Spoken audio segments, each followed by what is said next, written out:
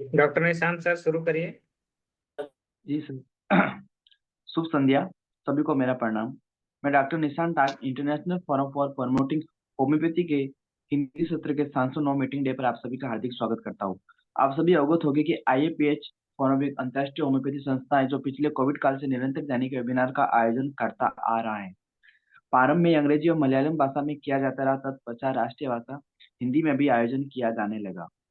इस प्रकार के कार्यक्रम का मुख्य उद्देश्य होम्योपैथी के विशिष्ट पहचान के तहत सभी इच्छुक लोगों के साथ होम्योपैथी ज्ञान का साझा करना, सभी के बीच एक सद्भावना को प्रोत्साहित करना। आइए आज की इस बैठक को प्रारंभ करने से पहले हम 1 मिनट का मौन रखें और ईश्वर से मार्गदर्शन प्राप्त करें। धन्यवाद। मैं आप सभी का पुनः स्वागत करता हूँ। मैं आज की इस बैठक में मुख्य अतिथि डॉक्टर सुमना कुमारी पांडा मैम का हार्दिक स्वागत करता हूँ। आज का जो हमारा टॉपिक है लर्निंग ऑन बोवल नोसोर्स। तो मैम से मैं आग्रह करना चाहूंगा कि आप अपना लेक्चर प्रारंभ करें। थैंक यू डॉक्टर निशान। नमस्ते सबको, नमस्कार। एंड माय टीचर डॉक्टर सानी सर, आपको नमस्कार। तो एट दी आउटसेट रियली मैं आभारी व्यक्त करूंगी IFPH के ऑर्गेनाइजर्स को, जिन्होंने इतने बढ़िया प्रोग्राम इतने साल से कंटिन्यू कर रहे हैं। उससे लर्निंग भी बहुत अच्छा हो रहा है और सारे सबको नॉलेज भी बहुत मिल रहा है। जैसे मैंने वेस्टरडे बोला था कि बावल नोजोड़ का हिस्ट्री के ऊपर मैंने फोकस किया था। आज मैंने बावल नोजोड़ का फर्दर इंट्रोडक्टरी पार्ट को कंटिन्यू करूंगी, जिसमें हम आज डिस्कशन बहुत इम्पोर्टेंट चैप्टर सब्जेक्ट्स आज है कि कहाँ डायरेक्शंस हमको क्या दिए हैं, डॉक्टर जॉन पैटरसन ने क्या डायरेक्टिव्स दिए हैं कि कैसे बावल नोजोड़ को यूज किया जाए, कौन सा कंडीशन में यूज किया जाए, उनका क्या बोलना था, वो क्या बोले हैं उसके रिगार्डिंग में, ये सारा हम आज डिस्कशन करेंगे। और पोटेंसी के बारे में भी उन्होंने क्या डायरेक्टिव्स हमको दिए हैं, इसके बारे में भी हम आज डिस्कस करेंगे। तो उसी हिसाब से क्लिनिकली हमको ये कैसे हेल्प करेगा, उनको कैसे हेल्प किया था। जो आज introduction, I am continuing with the introduction. So introductory part में ये सारा चीज हम आज डिस्कस करेंगे। नेक्स्ट सेशन से हम पर्टिकुलर ड्रग्स में, बावल नोजोड़ का पर्टिकुलर ड्रग्स का फीचर्स के बारे में डिस्कस करते ही जाएंगे। तो आज वेस्टरडे जैसे मैंने बोला था कि हिस्ट्री में doctor Edward Bach, doctor John Paterson and Mrs Elizabeth Paterson has contributed a lot. उन लोगों ने बहुत ज्यादा कंट्रीब्यूशन किए थे बावल नोजोड़ का डिस्कवरी में। और बावल नोजोड़ का जो प्रूविंग वो सिक पर्सन्स के ऊपर हुआ था, वो कोई हेल्दी ह्यूमन बीइंग प्रूविंग नहीं है। एंड लेकिन उसका सैंपल साइज भी बहुत ज्यादा था। जैसे मैंने बोला था बावल नोजोड़, जो बावल में इंटेस्टाइन में जो हमारे कल मसानी सर जैसे बोले कि सिम्बायोटिक बैक्टीरिया, वो बैक्टीरिया सारा सिम्बायोटिक होते हैं। उनमें सारे बैसिलाई होते हैं एक्सेप्ट दी साइकोटिको। साइकोटिको कोकोस होता है। तो वो सारा हमारे साथ वो जीते हैं। जैसे सर ने बोले कि जियो और साथ मिलकर जीने का, जियो और जीने दो। तो उसे हम साथ मिलकर ही हमारे साथ वो रहते हैं। लेकिन उसमें पहले तो पता था कि वो हार्मलेस है, लेकिन बाद में पता चला कि वो हार्मफुल भी हो सकते हैं। और कोई डिजीज में सफर करता है तो उनमें बायोकेमिकल चेंजेस, उनका फंक्शनलिटी में चेंजेस वो भी आता है। तो फर्दर उसको यूज कैसे किया जाए, उन्होंने जॉन पैटरसन ने उसके ऊपर बहुत ज्यादा काम किया। उन्होंने 20,000 सैंपल्स लेके लैब इन्वेस्टिगेशन में उसमें ऊपर एक्सपेरिमेंटेशन किए और सिक प्रूविंग भी किए। तो उनको फाइनली पता चला कि बहुत सारा बावल नोजोड़ का सिम्टम्स पता चला सिक ऑब्जर्वेशन। तो सिक प्रूविंग में जो सिम्टम्स मिले उसके साथ जो जिस डिजीज्ड पर्सन का सिम्टम मैच होता है वही पर्टिकुलर बाउल नोजोड वही पर्टिकुलर पर्सन के लिए रिमेडी के हिसाब से यूज किया जाता है। तो यूज कर रहे तो क्योर होता है ये तो हमको कल पता चल गया, लेकिन कैसे यूज करना है उसके ऊपर क्या डायरेक्टिव्स उन्होंने डॉक्टर जॉन पैटरसन ने दिए हैं, तो आज हम वही डिस्कस करेंगे।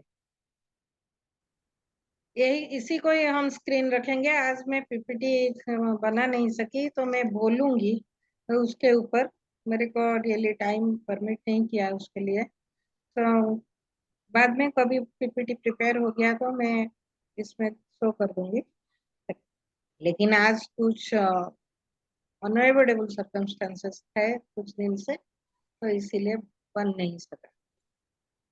फिर भी I will discuss everything. So doctor Paterson ने हमको डायरेक्टिव्स दिए कि complementary remedy had the result, no need to. अब सपोज किसी केस में हमको केस हिस्ट्री हमको बहुत अच्छे से लेना है, वो उनका डायरेक्टिव्स है जिसमें हमको detail totality of the symptoms मिलेगा।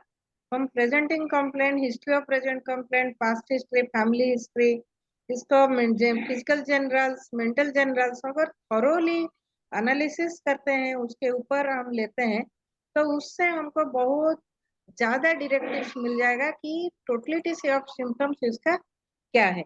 अगर टोटलिटी ऑफ द सिम्टम्स किसी ड्रग को हमारा इंडिकेट करता है constitutional remedy, so no need to go for bowel nosodes. In those cases हमको वही पर्टिकुलर ड्रग में ही जाना चाहिए। अगर वो ड्रग कुछ देर तक काम किया उसके बाद काम नहीं करता है, हमने उसका कॉम्प्लीमेंटरी भी लिया, फिर रिपीटेड केस टेकिंग भी किया, फिर भी वो काम नहीं करता है, तो उसी केस में हम नोजोड के ऊपर जाते हैं, इंट्राकरेंट नोजोड। सपोज हमने इंट्राकरेंट नोजोड में भी गए लेकिन वो भी काम नहीं किया, हमको सेटिस्फैक्टरी रिजल्ट इम्प्रूवमेंट उस केस में नहीं मिला, तो उस केस में हम बाउल नोजोड की को सोच सकते हैं, उसी केस में हम बाउल नोजोड में जा सकते हैं। तो ये डायरेक्टिव्स डॉक्टर पैटरसन ने दिया है, लेकिन उस और एक डायरेक्टिव्स भी डॉक्टर केनेडी ने हमको दिए हैं उसके ऊपर काम करके कि सपोज कोई क्रॉनिक केस हमारे पास आए, उसका कुछ मेज पीक्यूआरएस मैच करता है सल्फर से और कुछ पीक्यूआरएस मैच करता है कैल्केरिया कार्ब से, तो उस केस में हम क्या करें? सल्फर दे या कैल्केरिया कार्ब दे या ग्राफाइटिस भी उसमें मैच करता है, कुछ पिकुलियर क्वेर सिम्टम्स मैच करता है। बहुत अच्छे से हमने केस टेकिंग किया, टोटलिटी लिया, लेकिन फिर भी कंफ्यूजन हो जाता है कि सल्फर दे या कैल्केरिया दे या ग्राफाइटिस दे। So in that case also we can think of ये bowel nosode. So in that case we can think of a bowel nosode Morgan pure like, हम सोच सकते हैं। सो ये डायरेक्टिव्स हमको डॉक्टर केनेडी ने दिए। उन्होंने डॉक्टर पैटरसन ने फिर बोले कि ये study of bowel nosodes would reveal that each organism is associated with remedies which have a central element. सारे बाउल नोजोड्स का एक सेंट्रल एलिमेंट होता है with which other elements may combine to form remedies of varying chemical complexity. So वो जो element main primary element जिसके साथ उसका मैचिंग बहुत अच्छा है बाउल नोजोड का, वो अगर हमको मिलता है और एसोसिएटेड एलिमेंट्स भी कुछ कुछ मिल जाते हैं, तो वही पर्टिकुलर बाउल नोजोड को हम सोच सकते हैं। आज फॉर एग्जांपल मैं एग्जांपल लेना चाहूंगी कि मॉर्गन, बैसिलस मॉर्गन को पैटरसन ने फिर दो सब डिविजन्स किए हैं, सब डिवाइड किए दो, तो bacillus Morgan Gaertner and bacillus Morgan pure, ये दो किए। लेकिन बैसिलस मॉर्गन की हम बात करें तो उसमें हमको बैसिलस प्योर की साइड, मॉर्गन प्योर की साइड में हमको दो चीफ एलिमेंट्स, मेन एलिमेंट्स मिलते हैं जिसको हम प्रोटोटाइप भी बोल सकते हैं, जैसे सल्फर और कार्बन ग्रुप। उसमें आता है। सो सपोज पेशेंट हमको मिला जिसमें सल्फर प्रोमिनेंट है, लेकिन सल्फर हमने दे चुके हैं, वो काम कुछ देर तक तो किया, उसके बाद इम्प्रूवमेंट और नहीं हुआ, तो उस केस में जो प्रोटोटाइप है उसका मेन एलिमेंट सल्फर है मॉर्गन प्योर का, उस केस में हम मॉर्गन प्योर भी सोच सकते हैं। ऐसे कार्बन ग्रुप और सल्फर उसका मेन एलिमेंट होता है। मॉर्गन गार्टनर का ऐसे मेन एलिमेंट लाइको प्लांट किंगडम से आता है कि लाइकोपोडियम आता है, क्लब मस्क, और एक लैकेसिस भी आता है उसमें एलिमेंट, लेकिन मेन प्रोटोटाइप मॉर्गन गार्टनर का ना लाइकोपोडियम है। मॉर्गन गार्टनर हम जब डिस्कस करेंगे वो प्रोटोटाइप से क्या क्या सिम्टम्स उसका मैच करता है वो डिटेल में हम जाएंगे, लेकिन लाइकोपोडियम और लैकेसिस उसका मेन एलिमेंट रहता है कि मॉर्गन गार्टनर का। तो अगर वो भी मिलता है तो हम उसके बाद उस इन फॉलो प्रेस्क्रिप्शन हम मॉर्गन गार्टनर सोच सकते हैं उसी हिसाब से। इसी हिसाब से हम प्रोटियस का भी मेन एलिमेंट क्लोरीन है, तो क्लोरीन के साथ हम सोच सकते हैं। और हमारा गार्टनर का बैसिलस नंबर 7 का मेन एलिमेंट होता है ब्रोमीन एंड आयोडीन है, तो उसी हिसाब से हम सोच सकते हैं। एंड हमारा गार्टनर का मेन एलिमेंट साइलेस या फॉस्फोरस, क्लोरीन क्लोरीन होता है, एंड मॉर्क वीवस, ये होता है मेन एलिमेंट हमारे Gaertner bowel nosode bacillus Gaertner का। सो ये कोई मेन एलिमेंट उसमें मिल जाता है, सेंट्रल एलिमेंट बोले हैं जॉन पैटरसन ने, तो उसके साथ अदर एलिमेंट्स भी है, बायोकेमिकल कॉम्प्लेक्सिटी उसके साथ है, तो उस जगह पे भी हम बावल नोजोड सोच सकते हैं। So it can be demonstrated. और हम होम्योपैथिक पॉइंट ऑफ व्यू देखें तो ये हाइपोथेसिस होम्योपैथी का है कि similimum related to the disturbed metabolism, जो ट्रू सिमिलिमम हम देते हैं वो डिस्टर्ब्ड मेटाबॉलिज्म के साथ भी लिंक रखता है। सो कोई भी डिस्टर्ब मेटाबॉलिज्म से जो सिम्टम्स आते हैं, अगर हम पैथोलॉजिकल जनरल्स में पैथोजेनेसिस में जाए, सॉरी हम पैथोजेनेसिस में जाए, सो उसके सिमिलिमम का भी पैथोजेनेसिस से रिलेशन रहता है। उसी हिसाब से हम बाउल नोजोड़ का भी डिजीज प्रोसेस से सिमिलरिटी रहता है, मैचिंग रहता है, और हमारा मेन एलिमेंट का सिम्टम्स के साथ भी मैचिंग रहता है। तो ये भी होम्योपैथिक पॉइंट ऑफ व्यू भी हम बोल सकते हैं कि सिमिलिया सिमिलिबस क्यूरेंटर को जस्टिफाई करता है। The nodule prepared from the culture of the organism can be considered to be a complex biochemical substance. मैंने जैसे बोला कि उसमें कुछ मेन एलिमेंट्स रहते हैं और कुछ सब एलिमेंट्स भी का सिम्टम्स के साथ भी उसका सिम्टम्स का मैचिंग रहता है। The characteristic of the disturbed metabolism जो सिम्टम्स डिजीज प्रोड्यूस करता है उसके साथ भी मैचिंग रहता है। सो इसलिए हम thus to be similar to the disease and according to the law of similars have specific therapeutic power to restore balance, a condition of ease, a health. So diseased conditions है, ease condition means a healthy condition में transform करने का capability ये bowl नोजोड्स में रहता है। लेकिन वो होम्योपैथिक हिसाब से जो हमारा means principle of selection of remedy है कि हम disease symptoms medicinal remedy symptoms के साथ मैच करना चाहिए, तो वो जैसे हमने अदर होम्योपैथिक मेडिसिन में ढूंढते हैं, बाउल नोजोड़ में भी वही सेम प्रिंसिपल काम करेगा। हमको बाउल नोजोड़ का सिम्टम्स के साथ डिजीज सिम्टम्स को मैच करना ही है उसका प्रिस्क्रिप्शन के लिए। सो ऐसे हम जस्ट एम्पिरिकली नहीं दे सकते, एम्पिरिकल प्रिस्क्रिप्शन लेकिन जॉन पैटरसन ने प्रीवियसली किए थे। कैसे किए थे, उन्होंने ही लिखा है कि वो डिसेंट्री को cardiac disease and duodenal ulcer में दिए थे। मॉर्गन कंपाउंड को मींस बैसिलस मॉर्गन, वो मॉर्गन प्योर हो सकता है, गैटनर भी हो सकता है, उसको एक्जिमा में दिए थे। प्रोटियस कंपाउंड को उन्होंने spasmodic conditions, spasm and epilepsy उसमें यूज किए हैं। और बट इन दिस उनको पता नहीं था कि ये एपिलेप्टिक कंडीशन में प्रोटियस के अलावा और भी कुछ बाउल नोजोड्स यूज हो सकते हैं, ये तभी उनको पता नहीं था, इसीलिए उन्होंने यूज किए थे। लेकिन बाद में उन्होंने ही लिखा है, जॉन पैटरसन ने डायरेक्टिव्स दिए कि हमको सिम्टम्स, सारे बाउल नोजोड का सिम्टम्स के साथ मैच करके मेडिसिन सिलेक्शन करना है।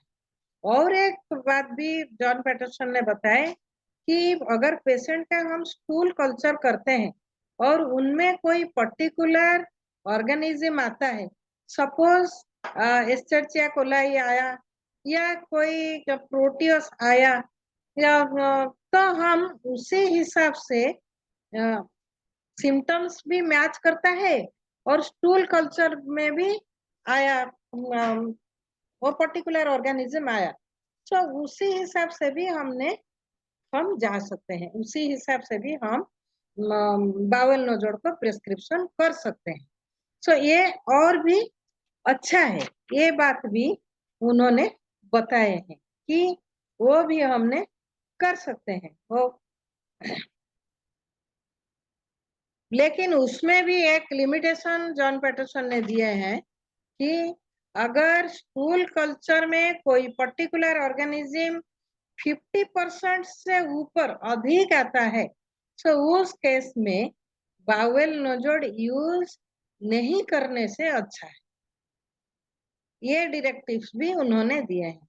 अगर हम उस केस में यूज करते हैं तो उन्होंने भी बताए हैं कि 6C सेंडेसिमल स्केल में 6 पोटेंसी अगर हम यूज करते हैं तो अननेसेसरी कोई रिएक्शंस उसमें नहीं होगा।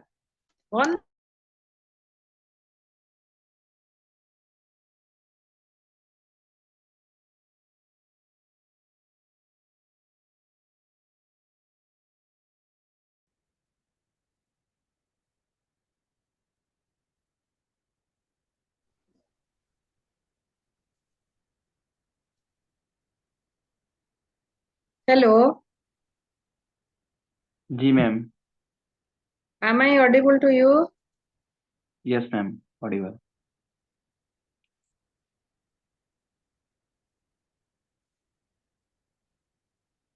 डेली बीच में इंटरनेट का कुछ प्रॉब्लम हो गया। जी मैम जी।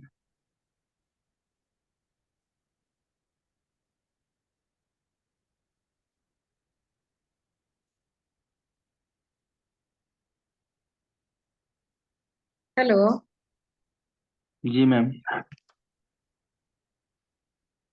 रियली लास्ट मैंने जो डिस्कशन किया वो आपको एलिमेंट के बारे में मैंने डिस्कशन किया, उसके बाद जो 50 स्टूल कल्चर के बारे में डिस्कशन किया, वो रियली ऑडिबल था या नहीं?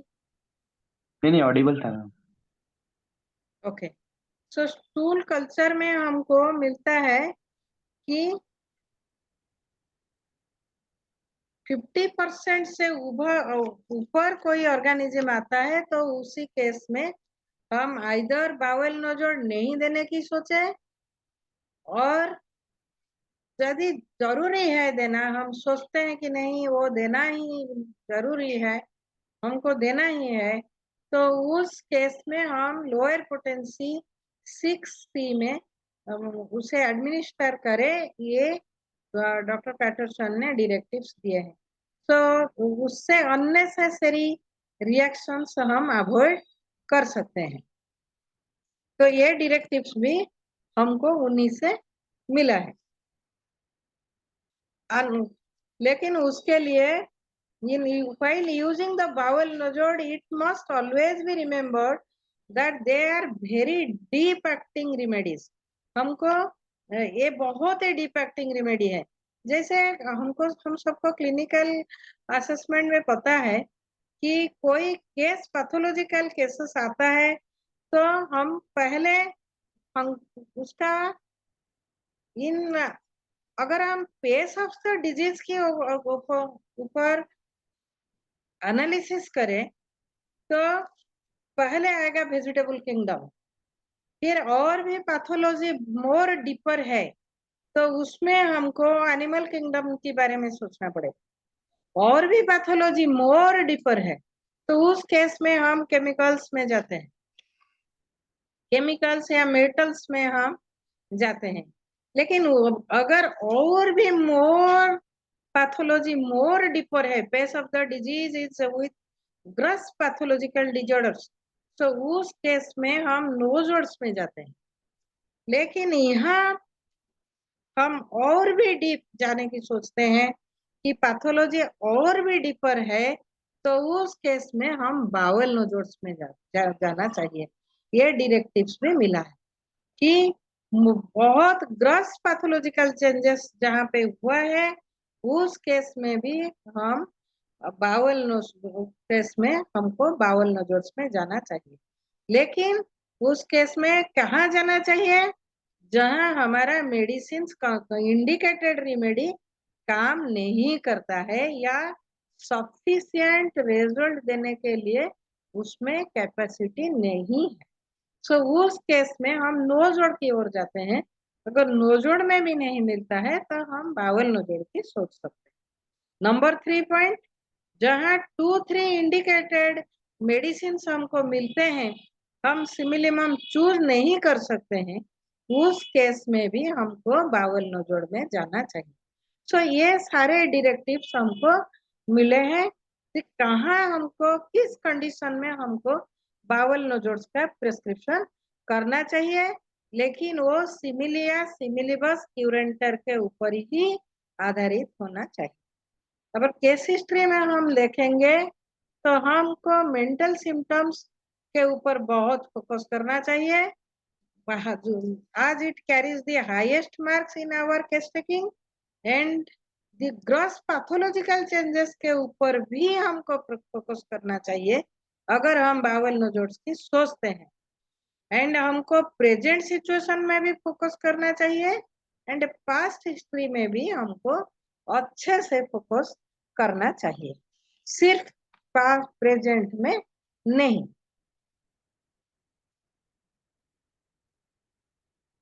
In many cases, there may not be much apparent effect from the nodule। हमने bowel nosode first time prescription किया लेकिन उसमें हमको उतना अच्छा रिजल्ट नहीं मिला। तो उसी केस में जो बेनिफिट्स हमको नहीं मिले, फिर भी जॉन पैटरसन ने डायरेक्टिव्स दिए हैं कि सेम नोजोड थोड़ा हायर पोटेंसी में आप रिपीट करो। तो फर्स्ट जो नोजोड दिया गया था उसमें वो डिजीज प्रोसेस को हेल्दी कंडीशन में ट्रांसफॉर्म करने से वो डेफिनेटली कुछ एक्शन किया होगा। ये उन्होंने क्लिनिकली भी बताए और लैब एक्सपेरिमेंटेशन में भी उन्होंने ये नोटिस किए कि पर्टिकुलर कंडीशन का टिश्यू लिए और उसमें बाउल नोजोड का ऑर्गेनिज्म को आइसोलेट करके किल करके उसको पोटेंटाइज करके उसके ऊपर दिया तो उसमें जो टिश्यू चेंजेस आया, जो हेल्दी टिश्यू टुवर्ड्स हेल्थ जो चेंजेस आया, बायोलॉजिकल चेंजेस, उसको भी उन्होंने नोटिस किए हैं। तो इसीलिए ये बोल रहे हैं कि लैब एक्सपेरिमेंटेशन में भी ये प्रूफ किया गया है कि ये होता है। सो सेकेंड टाइम हम फॉलोअप केसेस में जब हम सेम बाउल नोजोड रिपीट करेंगे हमको डेफिनेटली बहुत अच्छे इम्प्रूवमेंट मिलेगा। सो इसीलिए उन्होंने बोले हैं कि फर्स्ट प्रिस्क्रिप्शन के बाद चेंज मत कीजिएगा, सेकेंड प्रिस्क्रिप्शन भी उसी फॉलोअप भी उसमें करने की उन्होंने डायरेक्टिव्स दिए हैं। डॉक्टर गॉटमैन एक पॉइंट रेज किए थे, उनका डाउट था whether the bacillus have to be found in stool or is an indicated picture sufficient or does both have to be present. Stool culture में आना चाहिए और सिम्टम्स होना चाहिए, ये एक होने से चलेगा या दोनों रहना जरूरी है? ये क्वेश्चन उन्होंने रेज किए थे डॉक्टर गॉटमैन ने, और उनके उसका answer doctor William B Griggs ने दिए कि it was better if both are present. हमको अगर फिजिशियन को अगर सिम्टम्स भी मिलते हैं, मैच करते हैं और स्टूल कल्चर में भी वो ऑर्गेनिज्म आता है तो वह बहुत अच्छा है, लेकिन फिर भी वो नहीं आता है तो उसमें क्या करना चाहिए ना, सिम्टम्स के ऊपर हमको डिपेंड करके भी प्रिस्क्रिप्शन किया जा सकता है। डॉक्टर पैटरसन ने सारे केसेस को दो डिवीजन में डिवाइड किया, number 1 new case, number 2 old case. New case मैंने जैसे बताया आपको पहले ही डिस्कस कर दिया कि होम्योपैथिक ट्रीटमेंट के लिए पेशेंट आया है न्यू केस, अगर हमको कोई अदर कॉन्स्टिट्यूशनल रेमेडी बहुत अच्छे से मिलता है टोटलिटी ऑफ द सिम्टम्स लेने के बाद, तो उस केस में हम बावल नोजोड़ में नहीं जाएंगे, तो उस केस में हम अदर कॉन्स्टिट्यूशनल रेमेडी प्रिस्क्रिप्शन करेंगे। अगर हमको 2-3 मेडिसिन मिलते हैं तो उस केस में हमको बावल नोजोड़ में जाना चाहिए। जैसे मैंने बताया आपको कि उस केस में सपोज हमको फास्फोरस, साइलेसिया, मर्कविवस की फ्लोरिक एसिड, ऐसे 4 ड्रग्स या 2 ड्रग्स 3 ड्रग्स का सिम्टम्स मिलते हैं तो उस केस में हमको गार्टनर में जाना चाहिए। अगर उसमें हमको आर्सेनिक, एजेंट ऑफ नाइट्रिकम ऐसे सिम्टम्स मिलते हैं तो उस केस में हमको डिसेंट्री कंपाउंड में जाना चाहिए। कि हमको रस्टक्स, फूजा हम डिफ्रेंशिएट नहीं कर सकते हैं, मेड्रिनम ऐसे कुछ डिफ्रेंशिएट नहीं कर सकते हैं, तो उस केस में हमको साइकोटिको कंपाउंड में जाना चाहिए। तो ये डायरेक्टिव्स भी न्यू केसेस के लिए दिए हैं। अगर ओल्ड केस की बात हम करें तो ओल्ड केस थोड़ा डिफिकल्ट होता है, क्योंकि उस केस में हमने over the period of time different types of medicine वो लेके हमारे पास ओल्ड केस आया है। सो कहीं 5 साल से वो ट्रीटमेंट ले रहे हैं, सपोज 3 साल से रह रहे हैं, कहीं एलोपैथिक ट्रीटमेंट लिए, कोई कॉन्स्टिट्यूशनल रेमेडी, कुछ डिफरेंट टाइप्स ऑफ लिए हैं, उसके बाद उन्होंने आए तो उस केस में थोड़ा डिफिकल्टीज होता है। फिर भी in that case he has tell that कि उस केस में हमको वेरी थॉरो केस हिस्ट्री लेना चाहिए, वेरी थॉरो केस टेकिंग करना चाहिए, और ग्रॉस पैथोलॉजिकल चेंजेस क्या हुआ है उसमें भी थोड़ा इम्पोर्टेंस देना चाहिए। किस सिस्टम मेजरली अफेक्टेड हुआ है, टिश्यू चेंजेस कैसा हुआ है, सो वो सबको भी हमको नोटिस में उस ओल्ड केस में लेना चाहिए। सो आप after a careful case history, so very keen observation, so उसके बाद ही हम सोच सकते हैं कि उसका कौन से बहुत सारा कॉन्स्टिट्यूशनल रेमेडी ऑलरेडी ले चुका है, तो उसके बाद उसको सेटिस्फैक्टरी रिजल्ट नहीं मिला है, तो उस केस में हम बावल नोजोड़ की बात सोचेंगे, लेकिन कौन सा बावल नोजोड़ सिमिलिमम है ये हमको सोचना पड़ेगा। तो हमको बावल नोजोड़ के ऊपर भी बहुत क्लियर विजन हमको रहना चाहिए कि ये सिम्टम्स होने से हम इसी बावल नोजोड़ में जा सकते हैं, ये नॉलेज भी हमको रहना जरूरी है, so that we can go for that case. So ये हुआ कहाँ पे हम बावल नोजोड़ की प्रिस्क्रिप्शन करेंगे, ये सारा सिचुएशन हमने डिस्कस किया। अभी हम पोटेंसी के बारे में डिस्कशन करेंगे।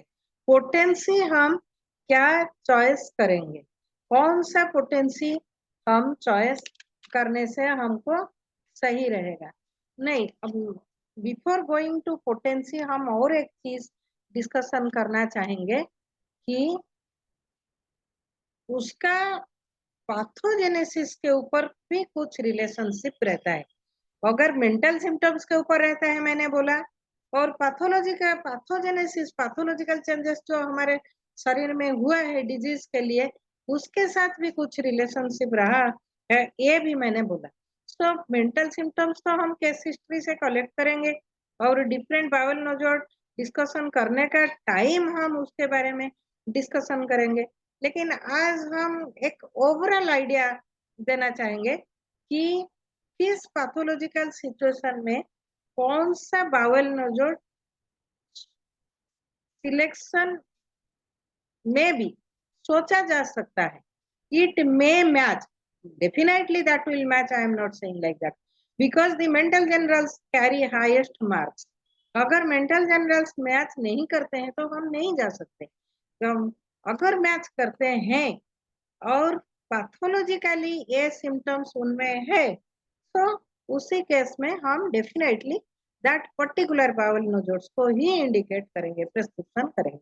सो क्या होना चाहिए पैथोजेनेसिस उसका, इसके बारे में हम मेजरली जो 6 बाउल नोजोड्स क्लिनिकली यूज होता है उसके बारे में हम डिस्कशन करेंगे।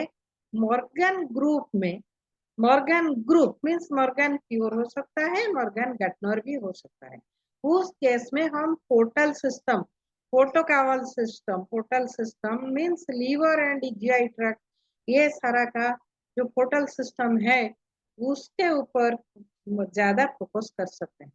उसमें क्या होता है ना, sluggish and congestion, congestion of the portal system हम ले सकते हैं। बहुत सारे ड्रग्स में हमको देखने को मिलता है, जैसे हमारा कार्बोवेज में मिलता है, लाइकोपोडियम में मिलता है, फास्फोरस टू सम एक्सटेंट मिलता है। कंजेशन और स्लगिशनेस हम बोले तो सल्फर में तो बहुत ही अच्छा मिलता है, ग्राफाइटिस में मिलता है। सो ऐसे बहुत सारे कार्बन ड्रग्स जैसे कार्बो एनिमलिस हुआ, कार्बोवेज हुआ, वो सब में भी हमको मिलता है कि ये मॉर्गन ग्रुप वही पैथोजेनेसिस के ऊपर इंडिकेट करता है कि sluggish and congestive pictures in portal system. फिर हम साइकोटिक कंपाउंड के बारे में सोचे तो sycotic compound usually mucus and serous membrane के ऊपर ज्यादा काम करता है।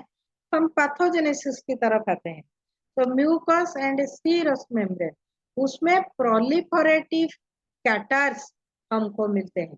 प्रोलिफरेटिव कैटर्स हमको मिलते हैं। प्रोलिफरेशन तो ये साइकोसिस का एक फीचर है। हमको हाइपर एक्टिविटी भी वहां पे मिलता है मेंटल स्फीयर में, और टिश्यू का भी हाइपर एक्टिविटी मिलता है। सो हाइपरट्रॉफी मिलता है। सो ये सारा चीज हमको पैथोजेनेसिस में देखने को मिलता है इन साइकोटिक कंपाउंड। अगर हम गैटनर ग्रुप की बात डिस्कशन करें तो गैटनर ग्रुप इंटेस्टाइनल म्यूकोसा के ऊपर बहुत ज्यादा काम करता है, इंटेस्टाइनल सिस्टम के ऊपर। उसमें हमको माल न्यूट्रिशन देखने को मिलता है, इमासिएशन देखने को मिलता है, और वहां पे हमको अबनॉर्मल डिस्ट्रक्टिव टिश्यू चेंजेस देखने को मिलता है। जो हमने डॉक्टर ओर्टेगा का डिस्ट्रक्टिव और ल्यूटिक एस्पेक्ट में जो डॉक्टर ओर्टेगा ने लिखे हैं जी, तो न्यूट्रिशनल कैरेक्टर के लिए complete emaciation, cancerous state, malignant state, ये सारा जो ऑटो इम्यून डिजीजेस होते हैं उस स्टेट में हमको गैटनर ग्रुप का इंडिकेशन पैथोजेनेसिस में मिलता है। जैसे मॉर्गन मैंने डिस्कस किया कि मॉर्गन में पोर्टल सिस्टम अफेक्टेड है, उसमें स्लगिश एंड कंजेशन हमको देखने को मिला। ओर्टेगा का जो सोरेक सिम्टम्स होता है तो वो अकाइनेटिक सिंड्रोम्स, उसमें हमको ये मैच करता है। जैसे ईच मॉडर्न पैथोलॉजी में हम बोलेंगे कि ईच डिस्क्रेसिया और लो इम्यूनिटी सिंड्रोम्स, उसके साथ मॉर्गन ग्रुप बहुत अच्छा मैच करता है। साइकोटिक कंपाउंड मैंने बोला आपको कि हाइपर एक्टिविटी के साथ मैच करता है। जैसे आपका प्रोलिफरेशन पैथोजेनेसिस में हुआ, पॉलीआर्थराइटिस मॉडर्न पैथोलॉजी में हम आएंगे तो पॉलीआर्थराइटिस में हुआ, ओर्टेगा का साइकोसिस के साथ साइकोटिक को मैच करता है। उसी हिसाब से गैटनर ग्रुप, जैसे हमने मालिग्नेंट ग्रुप, डिस्ट्रक्टिव ग्रुप, जैसे आप बोलेंगे कि वो ल्यूटिक एस्पेक्ट ऑफ ओर्टेगा, जैसे autoimmune disorders like rheumatoid arthritis हुआ, कि अगर उसमें सोरियासिस हुआ, कैंसरस सिचुएशंस हुआ, सिस्टमिक लूपस एरिथेमेटोसस हुआ, ये सारा सिचुएशंस में हम गैटनर की बात सोच सकते हैं। उसी हिसाब से हम प्रोटियस ग्रुप की बात करें तो वो भास्कुलर सिस्टम के ऊपर बहुत अच्छा काम करता है प्रोटियस, जिसमें हमको मिलता है कि suddenness of the nervous strain, prolonged nervous strain हम मिलता है ब्रेन स्टॉर्म लाइक हेडेक उसमें है, एंजाइटी टू सम एक्सटेंट है, एंजियोन्यूरोटिक इडिमा उसमें हो सकता है, spasm, different type of spasm, neurological disorders, peripheral nervous system and autonomic nervous system, दोनों को ये कवर करता है प्रोटियस ग्रुप। उसमें एपिलेप्टिक अटैक्स भी कवर करता है। तो प्रोटियस उस कंडीशन में भी पैथोजेनेसिस में हम सोच सकते हैं। सही से बैसिलस नंबर 7 का हम सोचे तो वो स्केलेटल सिस्टम में बहुत अच्छा काम करता है, जैसे muscle weakness, ageing, emaciation, so neurological disorders जैसे motor neuron disease, so you can say that of course that is a destructive disorder. We can think of उसमें हम थिंक कर सकते हैं कि वो जो इतना डिस्ट्रक्टिव है, उसमें हम गैटनर भी सोच सकते हैं, लेकिन उस केस में भी हम बैसिलस नंबर 7 अगर पैथोलॉजी उतना डीप नहीं है तो बैसिलस नंबर 7 भी हम सोच सकते हैं। मस्कुलर वीकनेस, एजिंग, जैसे हमने अर्जेंटम नाइट्रिकम और लाइकोपोडियम में देखा कि the child looks like a old person, so in that case अगर लाइकोपोडियम का अदर मेंटल जनरल्स मैच नहीं करता है, ये सिम्टम्स और other symptoms of skeletal system है और बैसिलस नंबर 7 का जनरलिटीज उसमें मैच करता है, तो हम बैसिलस नंबर 7 में जा सकते हैं। डिसेंट्री को is a very good drug I have seen in my practice. Really Morgan, Psychotico, Proteus, Dysenterico, I have personally used and I have seen very good results with those drugs. जैसे डिसेंट्रिको में autonomic nervous system में वो बहुत अच्छा काम करता है। मेरा एक केस उसमें मैंने ऑफकोर्स फास्फोरस प्राइमरीली दिया था, लेकिन फास्फोरस के बाद मैंने डिसेंट्रिको में उसे शिफ्ट किया था। एंटीसिपेटोरी एंजाइटी उसमें बहुत ज्यादा था, सो ये एंटीसिपेशन एट्रियल फ्लटर था, हार्ट रेट अबाउट 180 200 पर मिनट ऐसा जाता था, और मिस्ड बीट बहुत ज्यादा था, पाल्पिटेशन बहुत ही ज्यादा था। So that was a long prolonged case of atrial Flutter, fibrillation Flutter था। सो वो केस completely cured है with a dysentery since last I can say 6-7 years. उनमें और कोई भी प्रॉब्लम नहीं है अब तक, वो रिलेटेड प्रॉब्लम बिल्कुल ही नहीं है। तो कभी कभी अदर कंप्लेंट्स, कुछ एक्यूट कंप्लेंट्स होते हैं and he is coming for that, but not this atrial flutter or fibrillation like that. Of course, after that was a primarily a case of phosphorus, then I went for arsenic and arsenic के बाद मैंने dysentery को में गया था that case. phosphorus में भी improvement था definitely, but for chronically उसमें recurrence था, तो I complementary drug उसमें मैंने arsenic में गई थी, लेकिन उसमें भी कुछ रिलैप्स रिकरेंसी था। डिसेंट्री को के बाद यूजुअली रिकरेंसी बहुत कम हो गया। सो ये था, अब उसमें अप्रीहेंसिव टेंशन डिसेंट्री को में बहुत ज्यादा है। अगर फिर पोटेंसी एंड रिपीटेशन के बारे में हम बात करेंगे तो डॉक्टर पैटरसन ने बोले हैं कि जैसे हमको पता है जहाँ mental symptoms, usually Hahnemannian concept, Organon ने लिखा है कि जहाँ मेंटल सिम्टम्स बहुत ज्यादा है वहाँ हम हायर पोटेंसी में जाते हैं, जैसे 1M 10M like that. And gross pathological changes में हम लोअर पोटेंसी जैसे 3x 6 30 ऐसे पोटेंसी में रहते हैं। So same thing doctor Paterson ने हमको दिए हैं कि मेंटल सिम्टम्स जहाँ ज्यादा है वहाँ 1M में जाना चाहिए, लेकिन 1M 10M को उन्होंने 3 मंथ से पहले रिपीट करने की नहीं लिखे हैं कि वो लिमिटेशन है, आप 3 मंथ से पहले उसे रिपीट मत कीजिए इन सेंटेसिमल स्केल। अगर अगर हम लोअर पोटेंसी में जाते हैं वहाँ हम कुछ जब इम्प्रूवमेंट और नहीं दिखता, वो स्टैंड स्टिल हो जाता है इम्प्रूवमेंट, तब हम रिपीट कर सकते हैं, उन्होंने बोले हैं।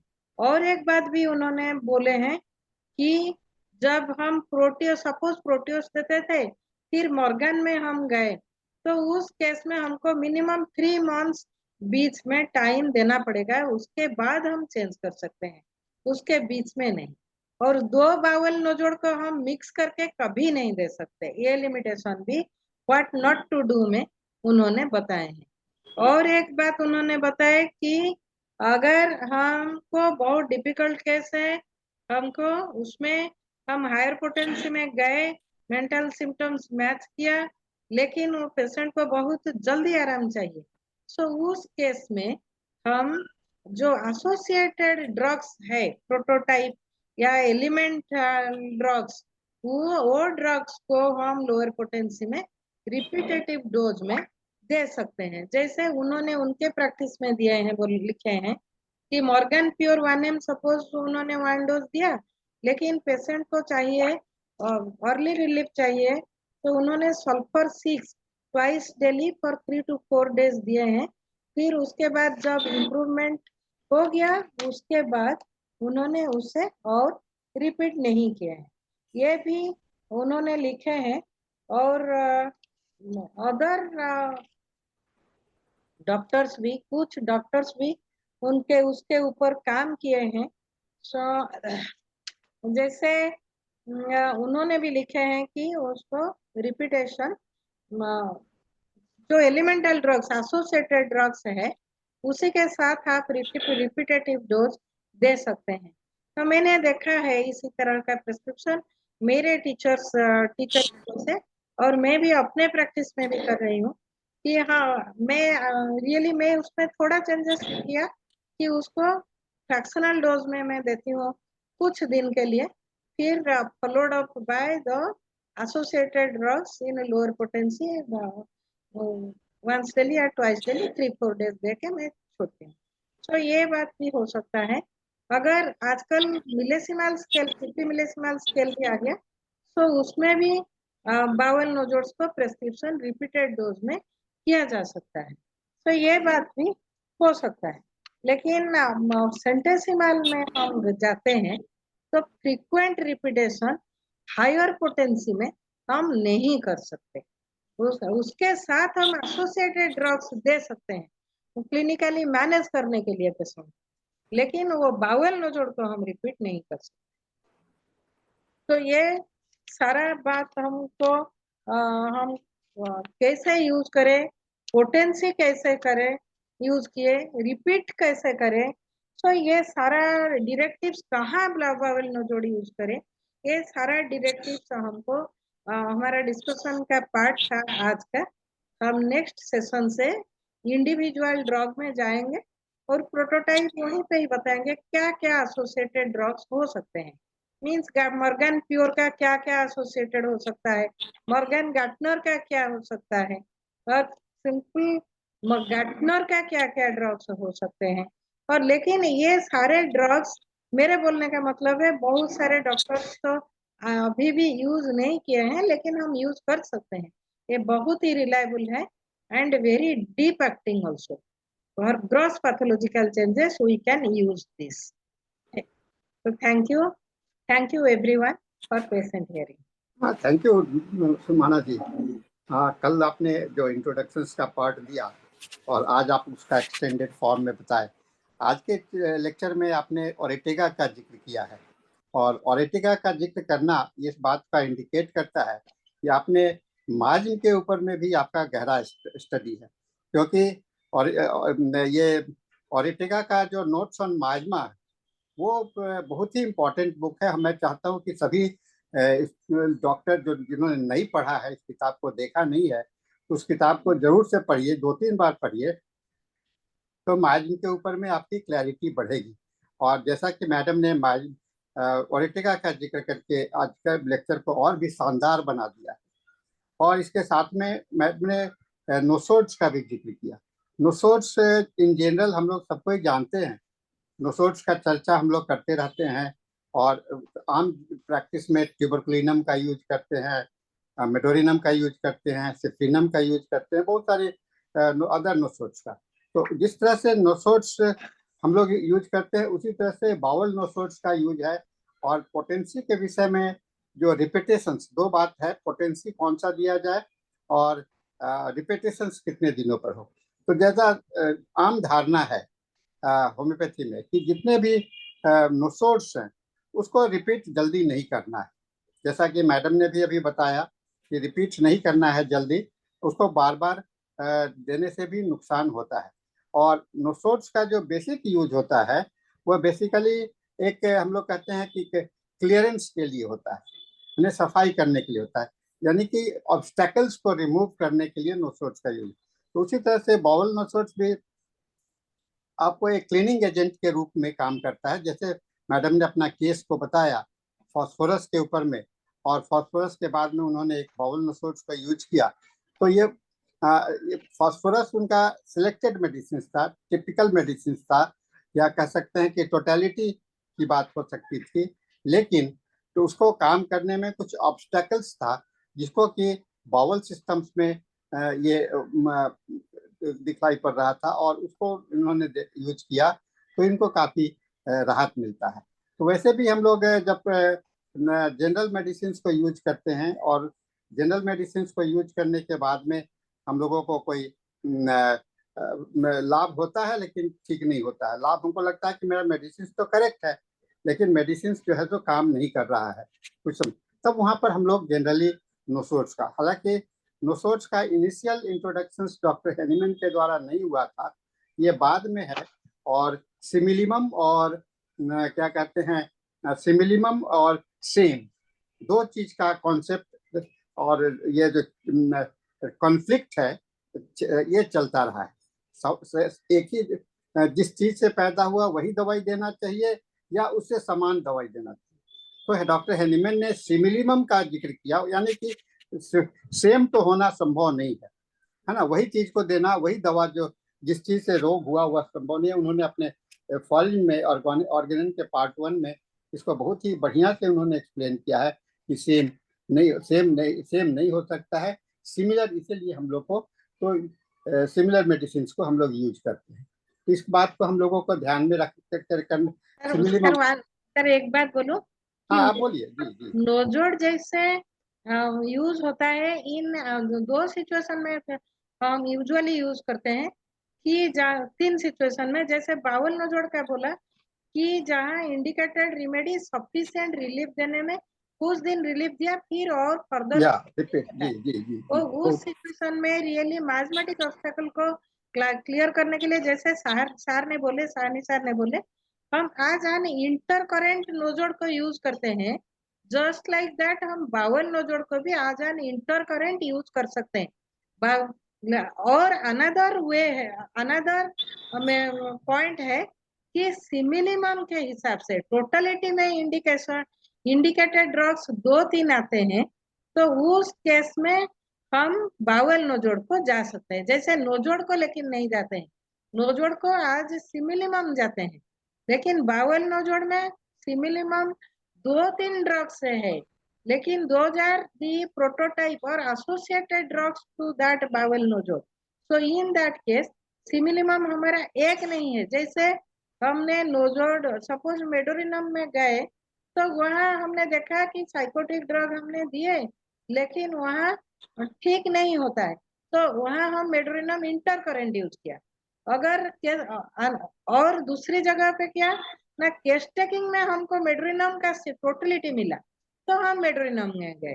2 तरह पे हम यूज कर सकते हैं, लेकिन बाउल नोजोड़ में हमको जहाँ आज एन इंटर करेंट हम यूज कर सकते हैं नो जोड़ की तरह, लेकिन बाउल नो जोड़ में वो टोटलिटी में 3-4 ड्रग आया, तो उसी केस में हम 3-4 तो नहीं दे सकते, तो हम एक बाउल नो जोड़ में चले जाएंगे। वो इजी रहता है हमको, और उसमें आइदर क्योर हो जाता है और सफाई हो जाता है, ऑब्स्टेकल क्लियर हो जाता है।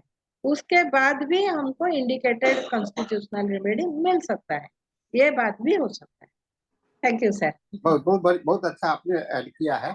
और ये बाउल नो सोर्स के साथ में और पोटेंसी के साथ में और रिपीटेशंस के साथ में बहुत ही महत्वपूर्ण रहता है, क्योंकि दवा का सिलेक्शन करना बहुत समय में प्रॉब्लम नहीं होता है, लेकिन उसका जो सही दवा सिलेक्ट में करने में आपका काफी चीज आ सकता है, लेकिन सभी दवा आपके काम नहीं करेंगे। और उसको एक क्लियरेंस, एक पाथ, एक रास्ता क्रिएट करना है ना, और रास्ता को साफ करना, रास्ता को क्रिएट करना, ये दोनों होता है। क्योंकि हर एक रोगी के लिए हम लोग एक रास्ता बनाते हैं उसको ठीक करने का। तो मेडिसिन क्या है? मेडिसिन एक गाइडिंग फैक्टर के रूप में काम करता है और एक गाइडलाइंस के रूप में काम करता है, और उसका फॉलोअप के लिए एक के बाद में एक का इंटरकरेंट किया जाता है। ये चीज को हम लोग को कहते हैं कि स्ट्रेटेजिक, इसको स्ट्रेटेजिक प्रिस्क्रिप्शंस भी कहते हैं। स्ट्रेटेजिक प्रिस्क्रिप्शन करने का मतलब हुआ कि एक रणनीति आपको तैयार करनी पड़ेगी हर एक रोगी के साथ में, कि किस रणनीति से एक ही प्रिंसिपल्स को लेकर कहाँ पर कैसे क्या मोड़ देना है, वह हम लोगों को सीखने का जरूरत होता है। और प्रैक्टिस में ये निरंतर जो वेबिनार है, इसका भी उद्देश्य है कि आप लोग के अंदर में, सभी ऑडियंस के अंदर में एक स्ट्रेटेजिक प्रिस्क्रिप्शंस को डेवलप आप करें, जिससे कि आपका प्रैक्टिस में विकास होगा। और मैं समझता हूं कि जो लोग इसको निरंतर सुन रहे हैं, तो उनके नॉलेज में निश्चित रूप से एक डेवलपमेंट होता रहा है, और वो काफ़ी है। मैडम फिर से आ रही हैं, हम लोग इनसे बात कर लेंगे। ये अपना यात्रा से वापस आती हैं, तो मैं इनसे बात करके इनसे डेट ले लूंगा। 1-2 लेक्चर नहीं होगा, एक सीरीज ऑफ लेक्चर होगा। सर मैं मई में जाती हूँ जापान रियली। अच्छा, आप लौट के आइए जापान से मैडम।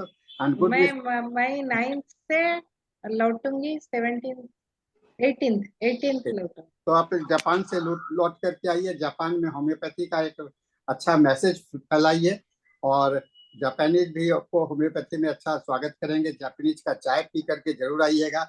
और चाय पीने का तरीका, जापानीज का चाय पीने का तरीका भी बहुत उत्तम होता है, बहुत बढ़िया होता है।